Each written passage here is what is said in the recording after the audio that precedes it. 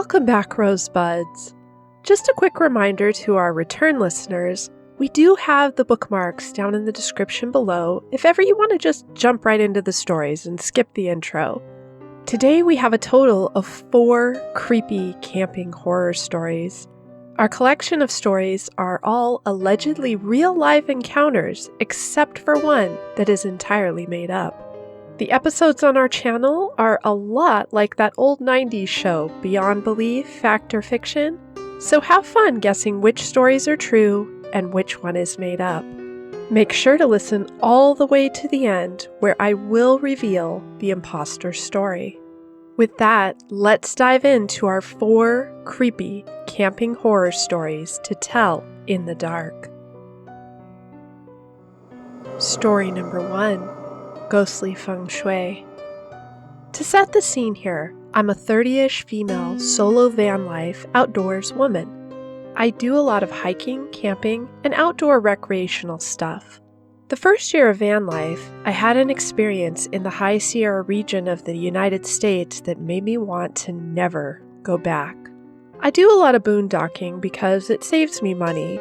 I've not ever had a problem until this one time.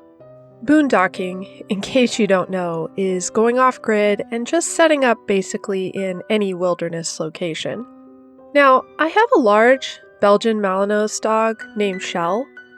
I actually paid a professional dog trainer to help me train her so she would act as a guard dog for this nomad lifestyle. She only barks to warn me of danger and is even able to attack on my command. Anyway, we made our way to a remote location and set up camp. It was summer, so the days were tepid and the nights were cool. I set up the fire pit, outdoor kitchen, and my pop-up shower stall at the back of my van. I set out my camping chair, table, and had all my things set up and ready to make dinner. It was about 3 p.m., so not too late. The sun was setting, but still plenty of daylight. We'd been on the road all day, and Shell needed a walk. We started out on a game path, and were gone for about 30 minutes. There wasn't a soul out there, or so I thought. When we started to approach the campsite, just as we were coming back from the ridge, Shell starts growling, a low, throaty warning.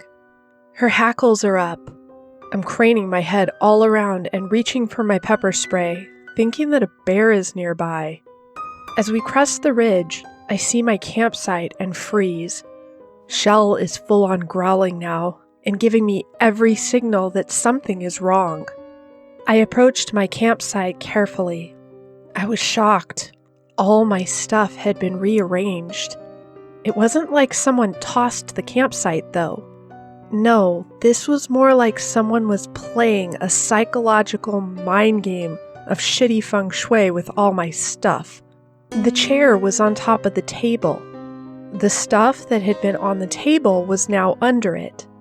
The firewood was pulled out of the fire pit and each log laid strategically around the stone pit, creating an outer circle. The pop-up showering tent had been laid on its side directly perpendicular to the back of my van.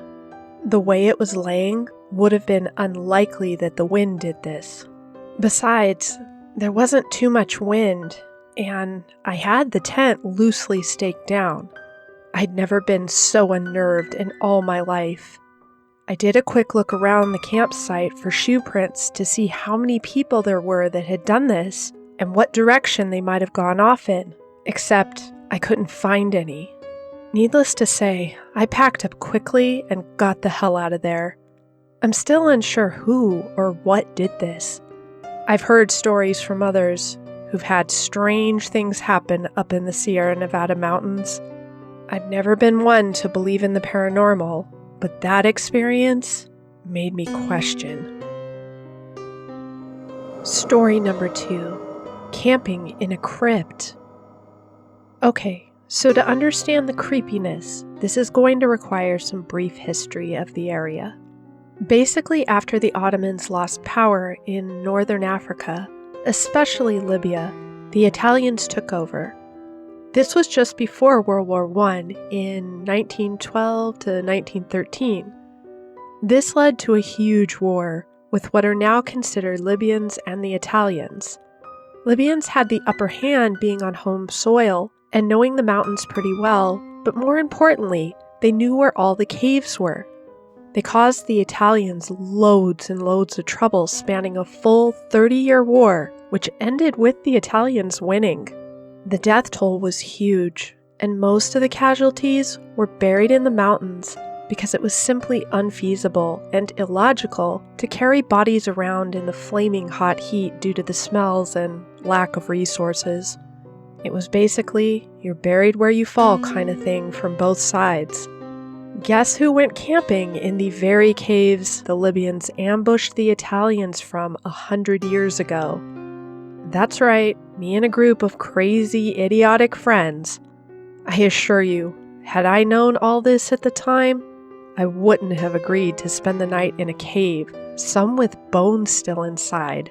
Presumably animal bones, but nonetheless scary.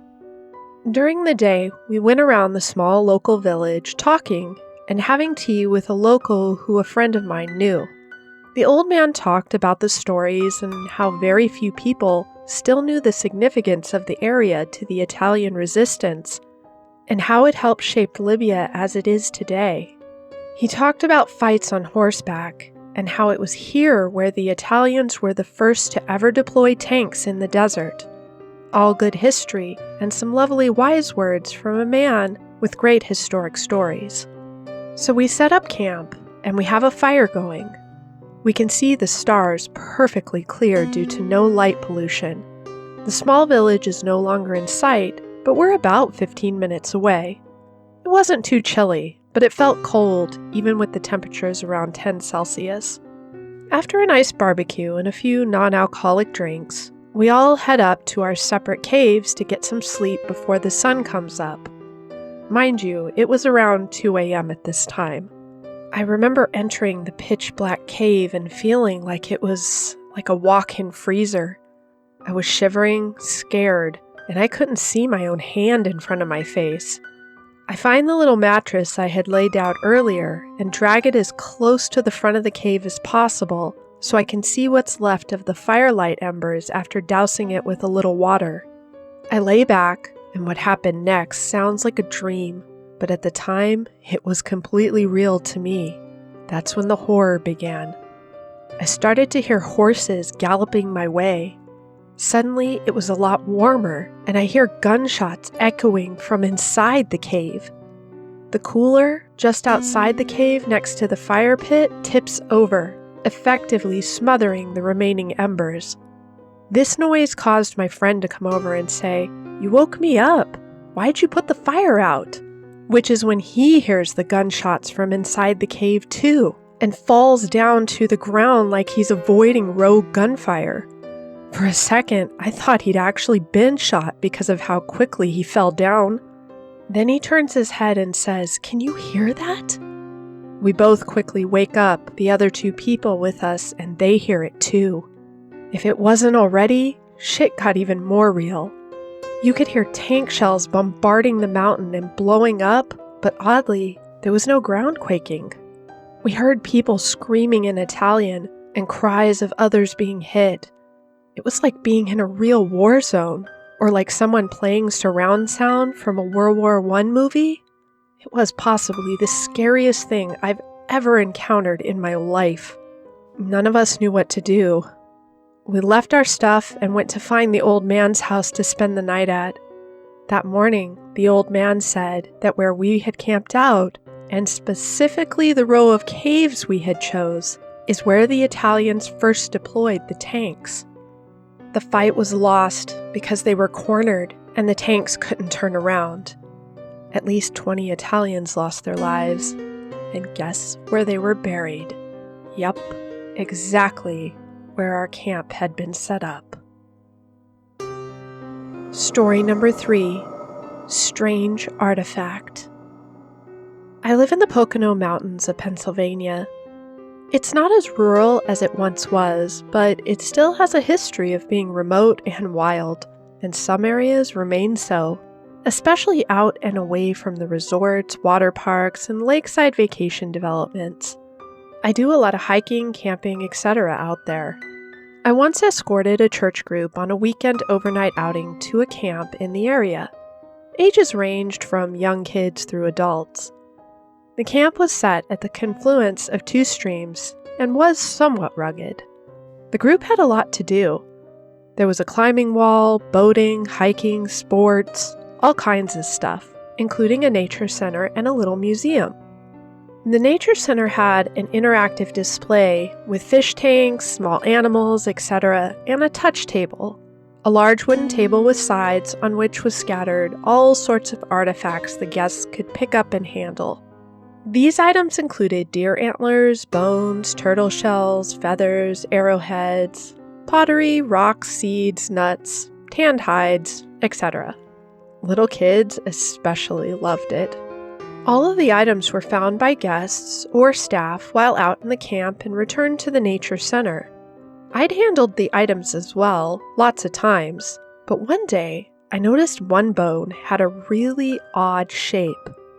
Now, I'm an environmental scientist by profession and an outdoorsman and naturalist for fun. I've studied biology and physiology and can generally recognize what bones came from what parts of what animals. This bone was a person's mandible, the lower jawbone of an actual human being. It was severely worn smooth and had no teeth, but easily recognizable as such if you studied this topic. It had been there for years, handled by thousands of people, and no one noticed or at least reported it. I didn't even notice it until then. I reported it to the director who removed it and notified the state police. They investigated and agreed it seemed very old. As it couldn't be identified and no one was reported missing in the immediate area, the camp was eventually allowed to keep it. There is a reasonable yet possible explanation. The facility was the site of a timbering and ice harvesting camp up until the 1920s. It may have been the remains of a worker who died and was buried right here. It also could have been a Native American, but who knows the real story? As far as I know, it's still on that table to this day. Story number 4. Strange Neighbors. This is a bit of a long one, and it's about camping. Just so you know, I've mostly lived in cities throughout my life. Some friends and I took a road trip around the American Southwest. We camped at this isolated state park about 45 minutes away from Zion National Park, where we encountered strange things which we couldn't explain. Night 1, the tent pole breaks when we try to set it up. Seemed like a bad omen. My friend's tent was the kind with the poles already in a sheath on the tent, so you just had to extend them. So we drive 45 minutes into town to buy some duct tape, come back, and all the poles in our tents have been flipped inside out. There were other people around, but nobody fessed up to messing with it. Our neighbors came over to help us with repairs and even offered us dinner. I said no thanks, but my friend said yes. For context as to why I declined, I'm a gay man and my friend is a woman. I just didn't want to answer questions from anybody in rural Utah. The next day, I was a wreck. I was feeling exhausted and assuming these people were going to attack us or mess with us some more. There was no proof they did, but the tent situation was so weird I couldn't help but suspect. We get back and quickly go to bed, avoiding all of our campsite neighbors. That night, I hear sticks breaking near our tent, like someone walking. You could hear the wind howling for a solid minute before it hit our tent each time, and it was a full moon. At about 3 a.m., a pack of coyotes walks through the campground hooting and hollering and howling at the moon. Yes, like straight out of a movie kind of stuff. I literally felt like I was going insane. The whole thing felt so surreal. I didn't sleep much, and I was so tired. The next morning, my friend said she had a nightmare that was strange and unsettling. The family's young son, that was our neighboring campsite, was at our door asking to come in because he was scared. In the dream, she was thinking of vampire lore and felt something was off, so she didn't invite him in. Then his voice got demonic, and he was clawing at the tent door, screaming to be let in. She confessed to me that this was the most intense and realistic nightmare she'd ever had. Needless to say, next morning we got up, packed our stuff, and never looked back. Well, Rosebuds, that brings us to the end of today's episode. Before I do the reveal for our creative fictional story, don't forget to give us a quick thumbs up and subscribe. Also, if you enjoyed today's episode, why not share it with a friend? It really helps us grow faster than you might realize. I personally love camping, and if you're a camping enthusiast, share your favorite camp location in the comments down below. I'd love to check it out one of these days. Alright, on to our imposter story reveal. Story number 1, ghostly feng shui about the van life woman who had her campsite rearranged was the imposter story.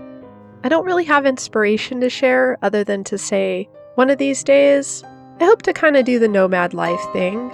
And I was thinking, when I do that one day, what is possibly one of the scariest paranormal things I could encounter?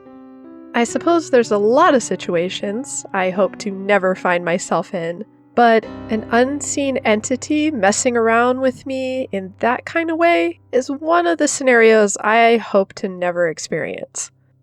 Anyway, that's a wrap. Thanks for listening. Until next time, take care and stay creepy.